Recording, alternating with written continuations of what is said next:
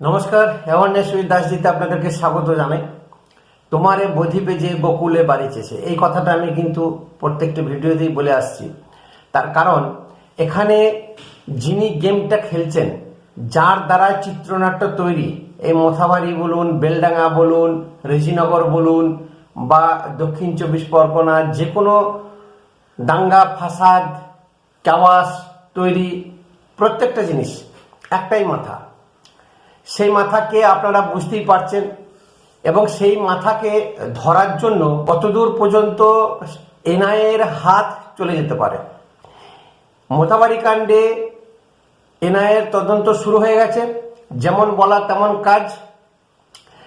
দিদিমণি যে ভরকাও ভাষণ প্রত্যেকটি সভাতে, এবং লোকজন হচ্ছে না, ভাইপোর সভাতে লোকজন হচ্ছে না, যেটা শোনা যাচ্ছে সিভিক ভলেন্টিয়ারদেরকে সিভিল ড্রেস পরিয়ে সেখানে বসিয়ে রাখছে।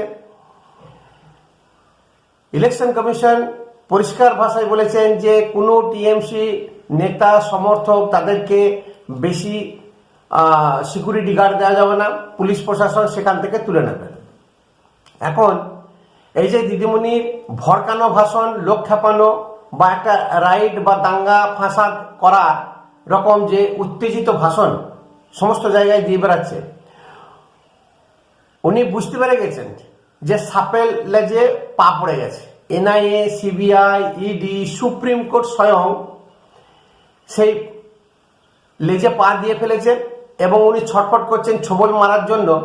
তা ছোবল কিভাবে মারবেন উনি কিন্তু সেটা কিন্তু দেখিয়ে দিলেন 1 সেকেন্ডে মোথাবাড়িতে। যে মাস্টার মাইন্ডকে সিআইডি ধরেছে, মোফাক্কেরুল ইসলাম, নাম সাংঘাতিক। সেই মোফাক্কেরুল কখনো মিম, কখনো টিএমসি, কখনো আরো কিছু। আগে টিএমসির হয়ে প্রচার করতো, টিএমসির হয়ে কাজ করত, অ্যাক্টিভ সদস্য ছিল, পরে মিমে যায়, এবং এখনও স্বীকার করে উনি মিম থেকেও নাকি রেজিগনেশন দিয়েছেন। দুর্ভাগ্যবশত উনি কলকাতা হাইকোর্টের উকিল। দুর্ভাগ্যবশত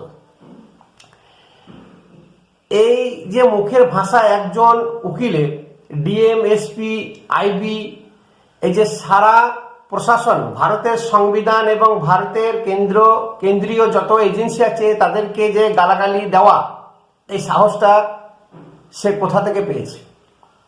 পিছনে বিশাল বড় সাপোর্ট না থাকলে পরে কোনো মানুষ এরকম অগণতান্ত্রিকভাবে, ভয়ঙ্করভাবে কাউকে থ্রেট দিতে পারে না, তাও আবার সরকারি প্রশাসক, পুলিশ, আইবি প্রত্যেককে।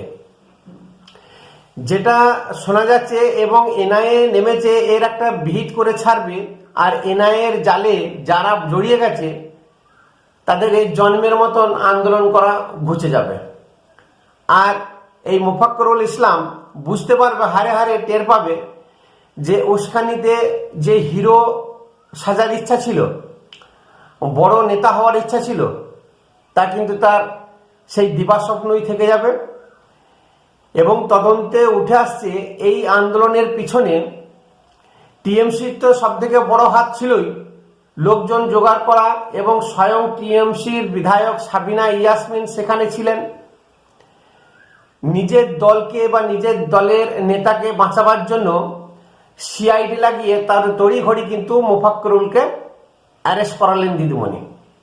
এবং উনি বলেছেন যে এই দাঙ্গা ফাসাদে যতজন আছে সবাইকে গ্রেপ্তার করতে হবে, কাউকে যেন ছাড় দেওয়া না হয়। এবং সেই মতো গ্রেপ্তারি হচ্ছে, এবং গ্রেপ্তারি হচ্ছে, একটাও কিন্তু টিএমসি সমর্থক বা টিএমসির কোনো নেতানেত্রীর গ্রেপ্তার হয়নি। যত হচ্ছে টিএমসি বিরোধী, যারা আইএসএফ করছে, যারা হুমায়ুন কবিরের দল করছে, যারা আসাউদ্দিনের ওবেসির দল করছে, মানে এই ফাঁকে বিরোধীকে ধুয়ে মুছে সাফ করে দিতে চাইছে। কিন্তু যেহেতু এনআইএ নেমে গেছে, এই দিদিমণির চাল কি আর খাটবে? যে চাল বা যে পলিসি উনি দীর্ঘদিন ধরে চালাচ্ছেন, প্রথমে ভরকাও ভাষণ, থ্রেট, এই দিয়ে মানুষকে উত্তেজিত করলো। বিশেষ করে মুসলিম সম্প্রদায়ের নাম বহু সংখ্যক বাদ গেছে, যারা জেনুইন এখনো আছে তাদেরও নাম বাদ চলে গেছে। এই টোটাল এসআইআর এর যে গন্ডগোল, মেন গন্ডগোলের সৃষ্টিকারী হচ্ছে টিএমসি পার্টি এবং মমতা বন্দ্যোপাধ্যায়, অভিষেক বন্দ্যোপাধ্যায় বেছে বেছে মুসলিমদেরকে ফ্যাসাদে ফেলেছে। তার কারণ 2021 সালে যেমন এনআরসি সিএ ভূত দেখিয়ে ভোটে জিতেছিল, ঠিক এইভাবেই একই ফর্মুলাতে মুসলিমদেরকে কিভাবে খেপিয়ে রাখা যায়, মুসলমান ভোটকে কিভাবে ভাগ করা যায়, সবাই ভয়ে টিএমসির কাছে বা মমতা ব্যানার্জির কাছে যেন আসে, এবং ভোট যখন দেবে আবার টিএমসি কিন্তু সেই দূরে সরে যাবে, হয় মোদির কথা শুনে ওঠা বসা করবে বা আরএসএস এর কথা শুনে ওঠা বসা করবে, মুসলিমকে পাছায় লাত মেরে বার করে দেবে। এইটা হচ্ছে ফর্মুলা। এখন যেটা শোনা যাচ্ছে, সাবিনা ইয়াসমিনও কিন্তু এনআইআর এর রাডারে পড়ে গেছে, খুব শীঘ্রই জিজ্ঞাসাবাদ হবে, হয়তো তুলেও নিতে পারে। তাহলে ঋতুমণি যতই বলুক যে টিএমসি এর পিছনে নাই, আর একটা একটা করে ঝুলি থেকে বিড়াল বেরিয়ে পড়ছে। আসাউদ্দিন ওবেসি হায়দ্রাবাদের গাধা আর হুমায়ুন কবির এখানকার ভোদা, এই দুজনে মিলে যে করেছে বোঝাতে চাইছেন, এবং নিজের ধোয়া তুলসী পাতা সেটা কিন্তু এই এনআইএ প্রমাণ করে দেবে কে ধোয়া তুলসী পাতা আর কে দাঙ্গা ফাসাদ লাগিয়েছে। সব থেকে বড় কথা, এই যে আন্দোলন বা এই ভোটটা একটা ভারতবর্ষ সংবিধান, ভারতবর্ষের প্রশাসন এবং ভারতের মতন এত বড় দেশকে, একটা ছোট্ট জায়গা মুর্শিদাবাদ মালদা লোকেরা বাংলাদেশের জামাত গোষ্ঠীকে সঙ্গে নিয়ে যে থ্রেট শুরু করেছে, এটা কিন্তু ভারত সরকার নরম হাতে নিচ্ছে না, বা নেয়নি বা নেবে না, খুব শক্ত হাতে দমন হবে। এর পিছনে যে মুসলিম লীগ উত্থান বলুন বা পিছন থেকে আগুন ধরানো বলুন, আর বাংলাদেশের যে জামাত গোষ্ঠী আছে ইসলামপন্থী, যারা গ্রেটার বাংলাদেশের স্বপ্ন দেখিয়ে আসছে প্রতিনিয়ত, এই যে বিশাল বড় একটা চক্রান্ত চলছে, এই যে বিশাল বড় একটা দেশকে ভাঙা চক্রান্ত চলছে, এর পিছনে আইবি, র, এনআইএ কিন্তু লেগে গেছে, অত সহজে আর ছেড়ে দেবে না। যার ফলে অমিত শাহ কিন্তু বলেই দিয়েছে যে ভোট চলাকালীন 15 দিন উনি কলকাতায় থাকবেন, ভোট শেষ হবে তারপরে উনি কলকাতা ছাড়বেন। তার মানে স্বরাষ্ট্রমন্ত্রী নিজে এই জিনিসগুলোকে লক্ষ্য রাখছেন, এবং শুধু তাই নয়, সুপ্রিম কোর্ট স্বয়ং এই মোথাবাড়ি কাণ্ড বা বিচারপতিদেরকে যে বন্দি করে রেখেছিল স্বচক্ষে এবং নিজে সরজমিনে তদন্ত করছেন এবং লক্ষ্য রাখছেন। পশ্চিমবঙ্গ যে একটা পোলারাইজ স্টেট হয়ে গেছে, মেরুকরণে তৈরি হয়ে গেছে, সেটা সুপ্রিম কোর্ট অলরেডি বলেই দিয়েছে, এবং প্রত্যেকেরই চোখ কিন্তু এখন পশ্চিমবঙ্গ, এবং প্রত্যেকেরই চোখ কিন্তু মমতা ব্যানার্জি টিএমসি পার্টির ওপরে।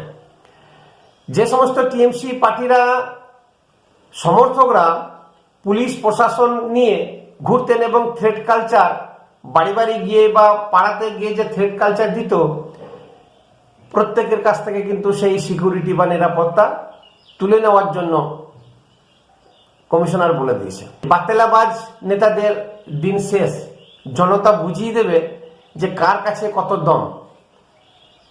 ঘরে গিয়ে থ্রেট দিচ্ছে বিজেপিকে ভোট দেওয়া যাবে না, দিলে পরে ব্যবস্থা নেব, সেই নেতা গ্রেপ্তার।